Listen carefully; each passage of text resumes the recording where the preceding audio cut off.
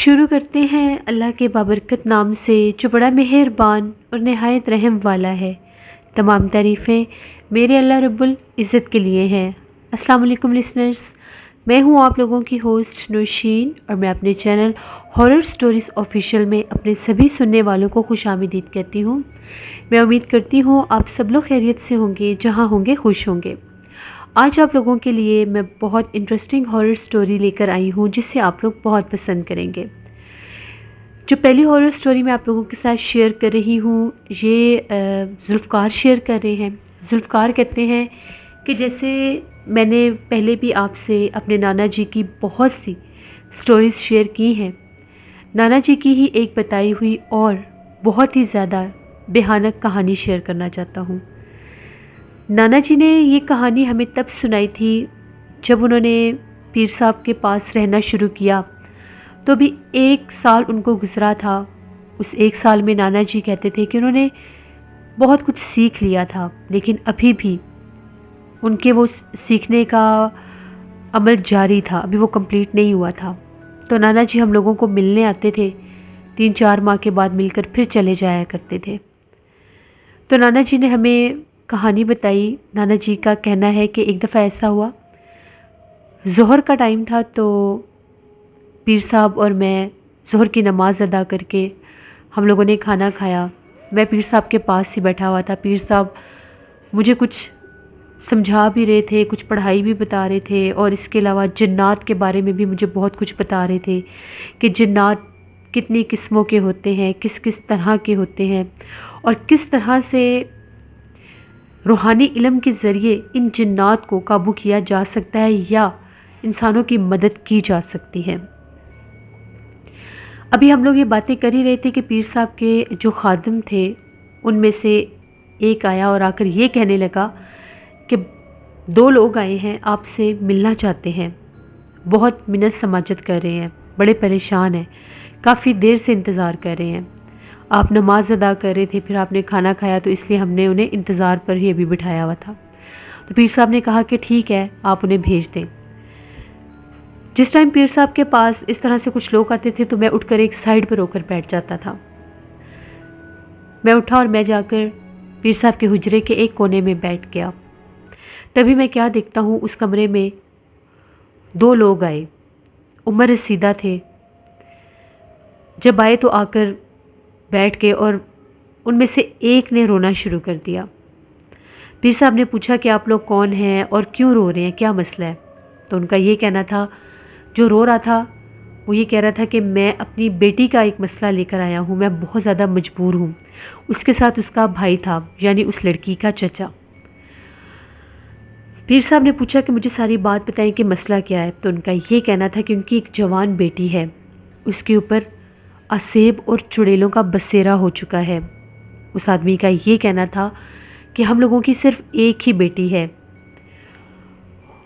وہ چاہتی تھی کہ اس کی شادی ہم لوگ کسی اور خاندان میں کریں، وہ ہم لوگوں کی برادری کے نہیں تھے۔ اس برادری سے ہم لوگوں کی دشمنی بھی چل رہی تھی، لیکن وہ بضد تھی کہ اسے اسی گھر میں شادی کرنی ہے۔ ہم لوگوں نے زبردستی اس کا رشتہ اپنے بھائی کے گھر کر دیا۔ ابھی رشتہ کیے ہوئے 3 سے 4 دن ہی ہوئے تھے، ہم لوگوں کی بیٹی رات کے ٹائم گھر سے غائب ہو گئی۔ ہم لوگوں نے یہ بات گاؤں میں پتہ لگنے نہیں دی، اس کو اپنے طور پر ڈھونڈتے رہے۔ تبھی گاؤں کے گورکن نے ہمیں آ کر بتایا کہ آپ کی بیٹی قبرستان کے ایک درخت کے نیچے بیٹھی رو رہی ہے۔ ہم لوگ جب وہاں پر پہنچے تو ہم نے اپنی بیٹی کو دیکھا تو اس کا برا حال تھا، اس کی شکل بہت عجیب لگ رہی تھی، اس کے بال بکھرے ہوئے تھے، اس کے کپڑوں کے اوپر خون کے چھینٹے بھی تھے، اور وہ قبرستان کے ایک درخت کے نیچے بیٹھ کر عجیب و غریب طرح سے پھوٹ پھوٹ کر رو رہی تھی، کبھی ہنس رہی تھی، کبھی رو رہی تھی۔ ہم نے اسے بہت پوچھا لیکن اس نے کسی بات کا کوئی جواب نہیں دیا، اس کے ہاتھوں کے اوپر بھی خون لگا ہوا تھا۔ خیر ہم نے جیسے کیسے کر کے اس کو وہاں سے اٹھایا، وہ اٹھتی نہیں تھی، اس کا جسم بہت زیادہ بھاری ہو چکا تھا، جبکہ دیکھنے میں وہ بالکل ایک کمزور سی لڑکی تھی، لیکن وہ اتنی وزنی ہو گئی تھی کہ ہم لوگ اسے ہلا جلا بھی نہیں سکتے تھے۔ بڑے مشکل کے ساتھ جیسے کیسے کر کے ہم اسے واپس لے کر آئے۔ وہ بالکل چپ تھی، خاموش تھی، کچھ بولتی نہیں، کچھ بتاتی نہیں تھی، کچھ کھا پی رہی نہیں تھی، بس روئی جا رہی تھی یا ہنستی جا رہی تھی. اگر 1 گھنٹہ روتی تھی تو 1 گھنٹہ ہنستی تھی. بس یہی اس کا کام تھا. ہم لوگ اب اس کی وجہ سے بڑے پریشان تھے. ہم لوگ حکیم کو بھی بلا کر لائے، لیکن حکیم نے یہ کہا کہ اس کے اوپر کوئی بیماری نہیں ہے، اس کے اوپر کچھ اور مسئلہ لگتا ہے، کچھ آسیب کا مسئلہ ہے جو اس کی حالت ہے. آنکھوں میں سے موٹے موٹے آنسو اور آنکھیں سوجی ہوئی، چہرہ بھی سوجا ہوا، بظاہر کوئی زخم بھی نہیں تھا. ہم لوگ اب بڑے پریشان تھے کہ ہم لوگ کہاں جائیں، کس سے پتہ کریں. اس کے بعد اسی رات کی بات ہے، ہم لوگوں کی بیٹی پھر گھر سے غائب ہو گئی. جب ہمیں پتہ چلا کہ وہ گھر میں نہیں ہے، ہم لوگ اس کو ڈھونڈتے ڈھونڈتے دوبارہ قبرستان میں گئے. وہ اسی درخت کے نیچے بیٹھی ہوئی تھی، کہہ کے مار مار کر ہنس رہی تھی، اور اس کے پاس ایک عورت بھی کھڑی ہوئی تھی. دور سے اس عورت کا قد بہت لمبا لگ رہا تھا، اور وہ بالکل اس کے سامنے کھڑی ہوئی تھی. بلیک کلر کے ڈریس میں تھی وہ. جیسے ہم لوگ اپنی بیٹی کے پاس گئے تو ایک دم سے ایسا محسوس ہوا جیسے اس نے بہت بھیانک چیخ ماری ہو، اور وہ جو عورت تھی اسی درخت کے پیچھے چلی گئی. ہم لوگوں نے ہر جگہ اس عورت کو تلاش کیا. وہ عورت کہاں گئی ہم لوگوں کو نہیں پتا. قبرستان بہت بڑا ہے، وہاں پر چھپنے کی کوئی جگہ نہیں ہے. اگر وہ اس درخت کے پیچھے جاتی بھی تو کہیں چھپ نہیں سکتی تھی، لیکن وہ ہمیں نظر نہیں آئی. ہم لوگ سمجھ گئے کہ اس کے اوپر کسی چڑیل آفت کا بسیرا ہو چکا ہے، اور وہی اس کو یہاں پر لے کر آ رہی ہے. ہم لوگوں نے بڑی کوشش کی اس کو ساتھ لے کر آنے کی، لیکن وہ وہاں سے ہل بھی نہیں رہی تھی. ہنستی جا رہی تھی، ہنستی جا رہی تھی. پتھر اٹھا اٹھا کر ہمیں مارنے لگ گئی. زمین کے اوپر عجیب و غریب لفظ لکھ رہی تھی. پتہ نہیں وہ کون سی زبان تھی، ہمیں تو یہ بھی نہیں پتہ تھا. اس کے بعد فجر کی اذان ہوئی تو ہم اس کو لے کر گھر آئے. جس ٹائم اذان ہوتی تھی تب وہ چپ کر جاتی تھی. اس کو لے کر گھر آئے. اب ہم لوگ اس حد تک خوفزدہ ہو گئے تھے کہ یہ کہیں ہمیں نقصان نہ دے دے یا اپنے آپ کو نقصان نہ دے دے. ہم نے اس کو لا کر گھر میں باندھ دیا کہ جب تک ہم لوگوں کو کوئی اس کا حل نہیں نظر آتا ہم لوگ اس کی حفاظت تو کر سکیں. ہم لوگ بہت زیادہ پریشان تھے. جس بھائی کو میں نے رشتہ دیا تھا ان سے بھی بات کی، وہ بھی بڑے پریشان تھے. ہم لوگوں کے کافی زیادہ رشتہ دار ہم لوگوں کے گھر میں آ گئے. سارا دن وہ گھر میں ہی تھی. کبھی ہنستی تھی، کبھی روتی تھی، کبھی چیختی تھی، کبھی عجیب و غریب اشارے کرتی تھی جیسے اس کو کوئی نظر آتا ہے. کبھی دیواروں کی طرف دیکھ کر اشارے کرتی تھی، کبھی چھت کی طرف دیکھ کر اشارے کرتی تھی. جب ہم لوگوں نے اس کو باندھا تو ہم لوگ تسلی میں تھے کہ اب وہ بندھی ہوئی ہے تو وہ گھر سے تو جا نہیں سکتی. لیکن جیسے ہی رات کا ٹائم 12 بجے کے بعد کا ٹائم ہوتا، ہم لوگ جب اس کو جا کر دیکھتے تو وہ کمرے سے غائب ہوتی. آج 7 دن ہو گئے ہیں. ہمیں نہیں پتا اس کو کون کھولتا ہے، اس بند کمرے سے وہ کیسے جاتی ہے. 7 دن سے اس نے پانی کا ایک گھونٹ نہیں پیا، کھانے کا ایک نوالہ نہیں کھایا. وہ کیسے زندہ ہے، کیسے چل پھر رہی ہے، وہ کیا کھاتی ہے، اس کو کون رات کو گھر سے لے کر جاتا ہے ہمیں نہیں پتا. ہم فجر کے ٹائم اس کو قبرستان سے واپس لے کر آتے ہیں. ہماری مدد کیجیے. ہمیں گاؤں کے ہی کسی شخص نے آپ کے بارے میں بتایا ہے کہ وہاں پر ایک پیر صاحب ہیں جو جنات کا علاج کرتے ہیں. پیر صاحب نے ساری بات سنی تو پیر صاحب نے یہ کہا کہ ٹھیک ہے میں تم لوگوں کے ساتھ چلوں گا، لیکن میں اس ٹائم آؤں گا جس ٹائم وہ لڑکی قبرستان میں ہوگی. ان لوگوں نے بتایا کہ وہ رات 12 بجے کے بعد کمرے سے غائب ہو جاتی ہے. پیر صاحب نے یہ کہا کہ ٹھیک ہے آج رات 12 بجے میں آپ کے گاؤں میں آ جاؤں گا. آپ لوگ بے شک چاہیں تو رک سکتے ہیں، ہم لوگ مل کر چلے جائیں گے. اب وہ جو لڑکی کے چچا تھے وہ وہیں پر رک گئے، اور لڑکی کے جو والد تھے وہ وہاں سے چلے گئے. رات جیسے ہی 11:30 کا ٹائم ہوا، پیر صاحب اور میں ہم لوگ اس شخص کے ساتھ روانہ ہو گئے. پیر صاحب نے جانے سے پہلے 2 رکعت نماز نفل حاجت ادا کی، کچھ پڑھائی کی. ابھی میں نے پراپر عمل سٹارٹ نہیں کیا تھا، لیکن میں پیر صاحب کے ساتھ ضرور جاتا تھا. ان کے گاؤں میں جب پہنچے تو گاؤں میں بڑی خاموشی، بڑا سناٹا تھا. ایسے لگ رہا تھا جیسے گاؤں میں کوئی رہتا ہی نہیں ہے. شاید لوگوں کے دلوں میں خوف و ہراس تھا اس لڑکی کو لے کر.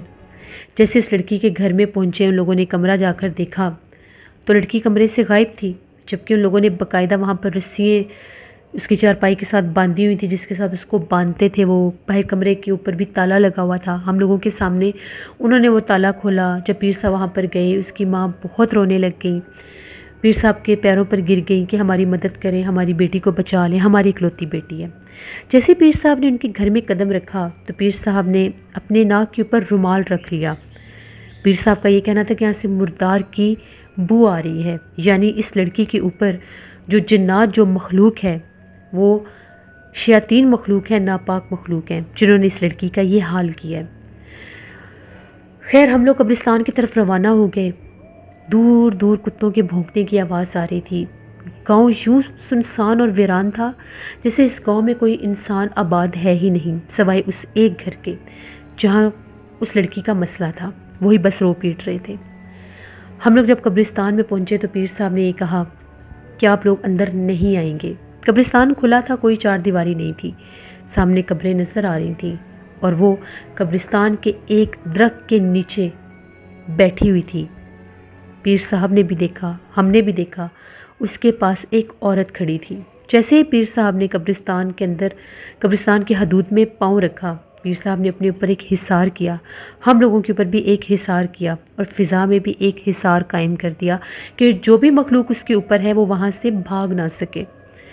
جیسے ہی پیر صاحب اس لڑکی کی طرف بڑھنے لگ گئے، اس لڑکی نے اونچی آواز میں چیخنا شروع کر دیا اور وہ جو عورت اس کے پاس کھڑی تھی اسی انداز میں وہ درخت کے پیچھے گئی جیسے ان لوگوں نے بتایا تھا۔ جب پیر صاحب وہاں پر پہنچے تو وہ جو لڑکی تھی وہ اٹھ کر کھڑی ہو گئی اور اس طرح سے آوازیں نکالنے لگ گئی جس طرح سے غرا رہی ہے۔ سر کے بال بکھرے ہوئے تھے، بہت لمبے سر کے بال تھے اس لڑکی کے، عجیب و غریب اس کا حلیہ تھا۔ جیسے پیر صاحب وہاں پر گئے، پیر صاحب نے حصار تو پہلے ہی کیا ہوا تھا، پیر صاحب نے پڑھائی شروع کر دی اور پیر صاحب وہاں پر ایک جگہ پر بیٹھ گئے۔ جیسے ہی پیر صاحب بیٹھے تو وہ جو لڑکی تھی اس نے پیر صاحب کے ارد گرد چکر کاٹنے شروع کر دیے۔ اب وہ پیر صاحب کے قریب تو آ نہیں سکتی تھی کیونکہ پیر صاحب نے اپنے اوپر ایک حصار کیا ہوا تھا۔ کچھ فاصلے پر وہ پیر صاحب کے ارد گرد چکر کاٹ رہی تھی اور تالیاں بجا رہی تھی اور بھیانک آواز میں کبھی ہنس رہی تھی اور کبھی رو رہی تھی۔ جیسے اس نے 7واں چکر کاٹا، پیر صاحب نے جو کلام پڑھی تھی اس کے اوپر پھونک مار دی تو وہ لڑکی ایک دم سے پہلے زمین پر گری اور پھر اٹھ کر بالکل پیر صاحب کے سامنے آ کر بیٹھ گئی، سر نیچے کر لیا، بال بکھرے ہوئے تھے۔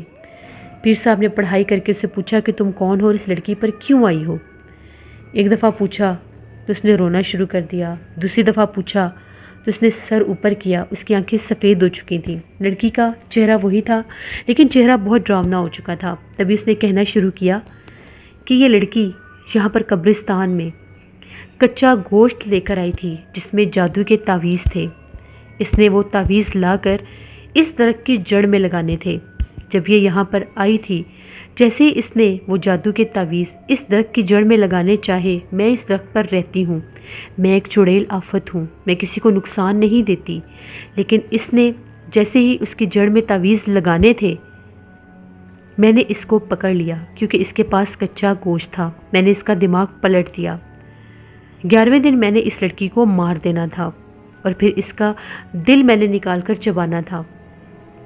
اس لڑکی کے بارے میں کسی کو پتہ بھی نہیں چلنا تھا، اس لیے میں نے اس لڑکی کو پکڑا ہے۔ پھر پیر صاحب نے اس مخلوق کو سمجھایا کہ اس کی جان چھوڑ دو، اس نے جان بوجھ کر کچھ نہیں کیا۔